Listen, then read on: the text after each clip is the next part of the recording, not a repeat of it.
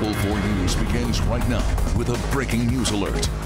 Neighbors running toward a burning home to save a man trapped after an explosion. Tops our news tonight at 11. The 74-year-old man was badly burned as he tried to escape. Tim Pamplin is on the scene with a night cam, talking with the man who carried him to safety. Firefighters aren't sure what caused his house to explode on Gable Street at Sobieski in Hamtramck this evening. Inside, 74-year-old man by the name of Jim, severely burned, trapped. Neighbors say they heard the almighty explosion, came running. Cedric, when he heard Jim crying for help, he had to go in. Just screaming, he couldn't move, and I just had to get him and pick him up, and as soon as I drug him out, the whole roof fell down. Cedric tells me Jim's a fixture in this neighborhood. 74 still cuts his lawn, quick with a joke, always ready with a smile. He was rushed to the hospital in very serious condition. Thoughts tonight certainly with him.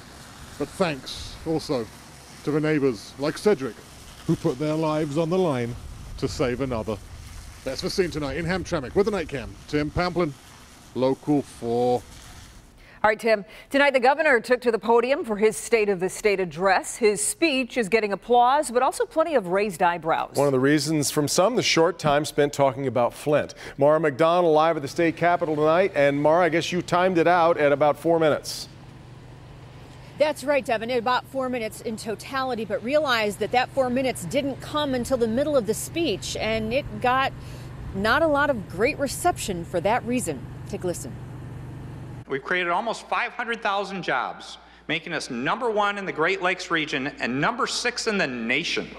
The governor spent a good chunk of his time touting economics and the positive, whether it's an increase in home values or increased manufacturing jobs. I'm glad that he concentrated on everything positive that's going on in Michigan right now. What he didn't concentrate on, Flint. The water crisis came up midway through the speech in about 4 minutes worth of time. I was shocked. I thought he was going to spend longer on Flint, and I was surprised it took us so long to be able to get to the infrastructure. Attorney General Bill Schuette broke with the governor today in a big way, supporting water deliveries to Flint residents, something the governor and his team says are not necessary and are cost prohibitive. Let's get clean, safe water to people to drink and then work on the infrastructure.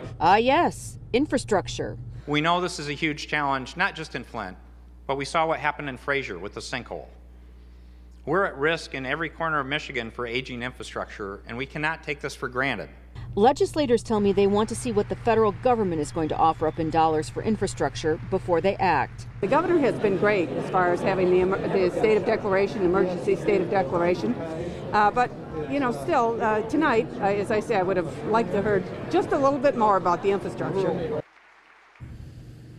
Back here live, one moment of levity tonight. The governor informed the crowd that Michigan cows are the second most high-producing cows in the entire country. Only Colorado beats our cows, which, got a bunch of laughs as the, governor said he wanted to move into first place. It was meant as a dad joke, and many people took it as a dad type of joke.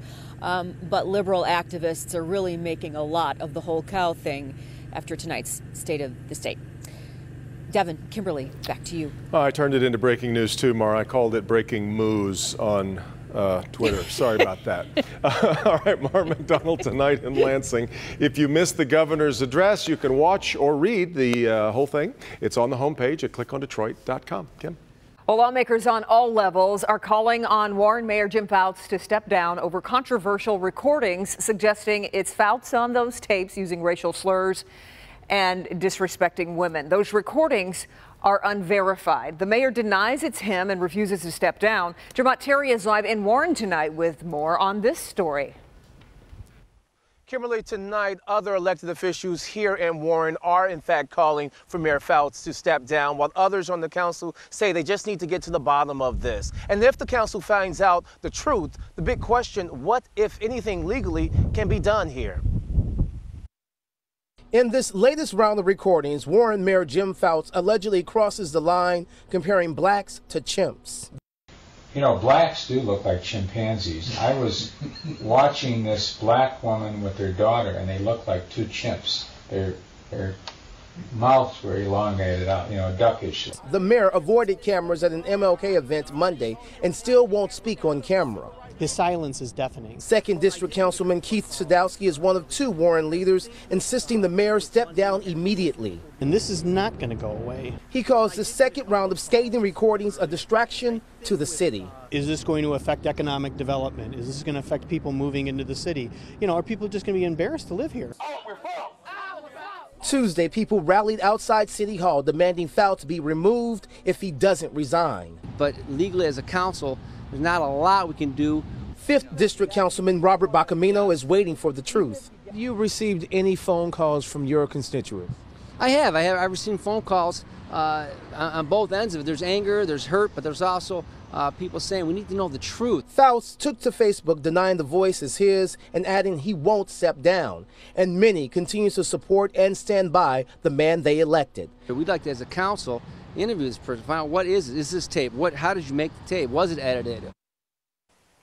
Now, Fouts could run for another term after residents voted for the new term extensions. But one council member told me tonight that they're looking to potentially put that back to voters, and that's one guaranteed way to potentially not get the mayor elected again. We should point out that we most definitely reached out to the mayor. He did not want to get back to us or comment at all. And I did hear that potentially there's going to be another round of protests here at 10 a.m. tomorrow morning. Reporting live outside City Hall in Warren, Jermont Terry, Local 4. Okay, Jermont, and more trouble for Mayor Fouts. The Secretary of State has launched an investigation into the use of city money. The complaint comes after flyers were sent out with water bills advertising $40 tickets to Fouts' 2016 State of the City address. The complaint says the address was delivered during a fundraiser benefiting a political action committee. Today, a letter was sent to Fouts and Warren's public service director alerting them of the investigation. They now have until February 9th to respond with an explanation. We'll soon know the inner workings of the deal to bring the Pistons to downtown Detroit. A Wayne County Circuit court judge ruled the details of the tentative deal need to be made public. The Finance Committee of the city's Downtown Development Authority has been ordered to bring notes and recordings of the private meeting that was held in November. The ruling stems from a lawsuit that claims the DDA violated the Open Meetings Act. The lawsuit could end the deal to bring the team downtown. A hearing is set for January 26th. A sophomore at Northern Michigan University died this morning after a football workout. 20-year-old Anthony Herbert was found dead in his dorm room. He was a member of the NMU football team, a graduate of Lapeer High School, but the cause of death so far is not known. Donald Trump's nominee for Secretary of Education faced a Senate committee hearing this evening. Betsy DeVos, the Michigan billionaire businesswoman from Holland, Michigan, testified on health, education, labor, and pensions. She advocates for school choice, saying she wants to move away from traditional public schools. In the past 28 years, the need and demand for these other options have grown unabated. I share President-elect Trump's view that it's time to shift the debate from what the system thinks is best for kids to what moms and dads want, expect, and deserve. She refused to promise that she would not privatize or strip funding from public schools, fueling Democrats' concerns over her beliefs. Meanwhile, the president-elect back in Washington, D.C., as we are now just 3 days away from Inauguration Day. Yep, right around the corner. He touched down tonight in the nation's capital to attend a dinner honoring a friend who heads the inauguration committee. And speaking of the inauguration, millions will attend the 58th presidential inauguration, and I'm happy to say I'll be one of them. I'll have live coverage from Washington, D.C. that starts on Friday. You got parking all figured out already, right? I'm going to get there. Yeah. We're not going to park anywhere. We're going to be walking. Just walk, yeah, shoes. Much easier. A week-long manhunt for a killer has ended tonight. Orlando fugitive Markeith Lloyd arrested just hours ago. Why the handcuffs around his wrists have special meaning. An officer steps in to rescue 2 people with car trouble, but it's what happens after he helps them that shows just how much seconds count. Hi, Ben. Hey, Kim, dry start to tomorrow morning. Temperatures unseasonably mild, but just above freezing. We will be rising again to the 40s, and we'll tell you what else is to come as we head towards the weekend. That's next. I'm Karen Drew. The one mistake you could be making in your daily routine that has you running late all day long. I'm late.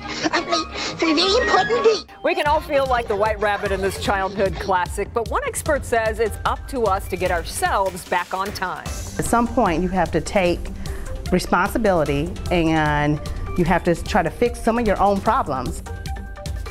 That's right, and we've all been there. Our day gets off to a rough start and it keeps us running late throughout the rest of the day. Karen Drew looks at what we could be doing wrong in our daily routines, keeping us from being on time.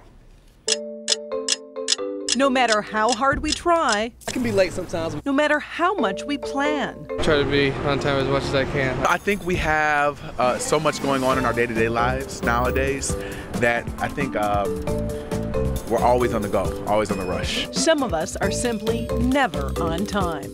I'm timely late. I like to actually get up early, but then I'm late for myself because I'm kind of that person who has to snooze a couple times, and you know, with the iPhone, it's like an automatic 9 minutes. Overscheduling, overcommitting, taking on too much, surfing the web and social media, and of course, underestimating how long it takes to finish a task or getting from point A to point B. All of these things and more make us late. I just think that we have a lot more on our plate now. Dr. Stacia Pierce is a life coach and author. She says even though we're doing more with what feels like less time, at the end of the day, it all starts with the beginning of our day. One of the reasons people are late is because they actually aren't sleeping. They're not getting up on time. They're full of anxiety. Starting your day anxious and not fully rested can lead to a lack of focus. And if you're not focused on being on time, Pierce says chances are you won't be. When you don't calm down and you don't focus and you don't set an intention to be on time, then when you're focused on I don't want to be late, then you usually end up being late. To change and be on time, she says the first steps are small steps. At some point, you have to take responsibility and you have to try to fix some of your own problems. And the way you do that, the easiest way to fix your own problems is with pen and paper. Write it down what the problem is and write a solution. Aside from getting enough sleep and writing down solutions to help you stay focused, Dr. Pierce suggests meditating for 15 minutes each morning to help start your day. Also, using an electronic calendar you can share with others and push reminders to your smartphone can help you stay on track. Others offer this advice. It's all about priorities. It's how you prioritize your time, what's important, and what you commit to people. And that's how you meet your commitments. I think it's very important because it says a lot about your character. I would say, just leave early and make sure you have that extra time. If you show up early, that's not going to be an issue. I would recommend that go to sleep, get that proper rest prior to, hours in advance, so as not to wake up all tired and everything. Almost everyone we spoke with recommended getting more sleep. Experts say you need 7 to 9 hours a night. I'm Karen Drew, back to you. I'm just late getting to bed. We're lucky we're in a field where the news is going to start at 11 o'clock. That's right, whether we're in this chair or not. It inspires punctuality, doesn't it? Indeed it does. Here's a look at what Dr. Frank McGeorge is working on for tomorrow night. It started with a bump on the head that led to a devastating diagnosis. Now little Steven is in the fight of his life, but he's far from alone. He has a chance to make it because of these wonderful, amazing people who are selfless and who are just giving 20 minutes of their day. I'm Dr. Frank McGeorge. Tomorrow night at 11, the force that's keeping Steven strong and how you can be a part of it. Kim makes a good point. The news is going to end exactly at a certain time, whether we're done or we not. Might so you better continue get busy. talking. So get cracking. That's right. Luckily, I'll be brief because we don't have a whole lot to discuss here, but I did want to show you what we saw earlier today. If you were not outdoors, there was at least one spot that hit 50 degrees, and that was down in Monroe. Metro, you weren't far behind at 48. In fact, most of the area was in the 40s, save for the I-69 corridor up here, and 37 to 39 is about as good as you could do. Currently, we're still hanging on to 40 degrees at Metro and also in Grosse Ile. Most of the area has fallen to the 30s, and that is going to play a little bit of an important role in what is to come out here to the west. You see what's being marked on the radar right now is green. There's a chance we're going to get pretty good chance, especially south of Detroit, quick shower overnight. And as those temperatures continue to fall, there may be a few snowflakes mixed in there. I don't think we'll see any accumulation because the moisture is going to be so light. But anything that does show up between now and we'll call it 4 or 5 in the morning is going to be out of here before we start our morning commute. So that wave takes off, leaves us dry tomorrow. A lot of clouds around still. It's going to be a while before we see some sunshine. Clouds are going to break up Wednesday night, but just in time for fog to form as we get into early Thursday. So again, that's going to delay the sunshine. I think once we get into the second half of Thursday, that's when we'll at least get some peaks of sun mixed up with the clouds. So 35 is where we're going tonight. Call it a period of light rain with snow. It sounds more poetic than it probably will be. Southwest winds are 7 to 12 miles an hour. Highs 42, not quite as good as we did today. And if we get a couple breaks in the clouds, they're going to be fleeting. Generally, we will see cloudy skies as we go through the day tomorrow. Here's your 4-zone forecast. This is high temperatures as we break down tomorrow. 42 is what we're expecting right around the city and most of our metro zone. Slightly cooler up there towards M59. 41 and 42 are pretty much the only choices you've got down here in the south zone. But there will be spots that only see the 30s, and mainly that's going to be north of 96. Howell, Milford on up to Flint. 38, 39 will be your high temperatures, and everybody's in the 30s for highs tomorrow in our north zone. But we will make improvements as we get through the next 7. 44 for Thursday and Friday. And once we shake that fog, again, we're going to get some sunshine in here, but it gets a little bit gloomy as we head into the upcoming weekend. Despite those warmer temperatures, mid 40s to around 50 degrees, morning lows above freezing. Wow. It's not going to feel very winter blasty. Unbelievable. Yeah, not at all. Yeah, for the one weekend we want it that way, I guess. Yeah, it's tough. All right, Ben, thanks. Well, safe to say Ryan Lochte would like to put 2016 behind him. His new job might help him do that, but not before revisiting his embarrassing experience in Rio. But first, the Orlando fugitive has a message as he's taken away in handcuffs after being on the run for a week. Coming up Wednesday morning on Local 4 News Today, we'll keep you updated with the overnight breaking news and the stories that'll have you talking. Plus, the doc is tackling the topic of cold sores. Dr. McGeorge explains what's really to blame and the best way to get rid of them. That's at 5:50. Plus, weather and traffic every 10 minutes on the 4s. Detroit mornings start here from 4:30 to 7 a.m. See you when you wake up.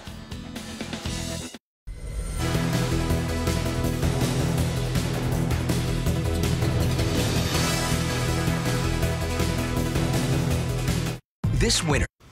The handcuffs used to arrest a suspect in a police killing were those of the officer he's accused of gunning down in Orlando. He appeared bloodied and swollen as police finally took him into custody, and he blamed the officers. Why'd you do it? They beat me up. Where have you been hiding? There he repeated it, said they beat me up. Police had been searching for 41-year-old Markeith Lloyd for more than a week. Today, he was arrested outside a home wearing body armor and holding 2 guns. He's the suspect in the killing of Sergeant Deborah Clayton when she spotted the man wanted for murder in a parking lot. Police also have some of his relatives who they believe helped him hide. They've got them in custody tonight, too. Today, President Obama commuted the sentence of former soldier Chelsea Manning, who was convicted of stealing and disseminating 750,000 pages of documents and videos to WikiLeaks. Manning is 4 years into a 35-year sentence, but is going to be released in May. A police officer used his quick thinking and strength to rescue a woman from a burning car. A 911 call was made to an Ohio police department for a truck that was driving erratically. When the officer stopped, the woman, she said there was a mechanical issue and the truck started to smoke. He went to the passenger side where the driver's elderly mother was. As the flames got higher, he picked her up and lifted the woman to safety. They all escaped without injuries. It is crazy. Olympic swimmer Ryan Lochte lost 4 of his major sponsors after he and 3 others lied about an armed robbery in Brazil. Well, now Power Bar is giving him a second chance, making him a pitch man and also poking fun at him at the same time. Do you want to wipe away the past?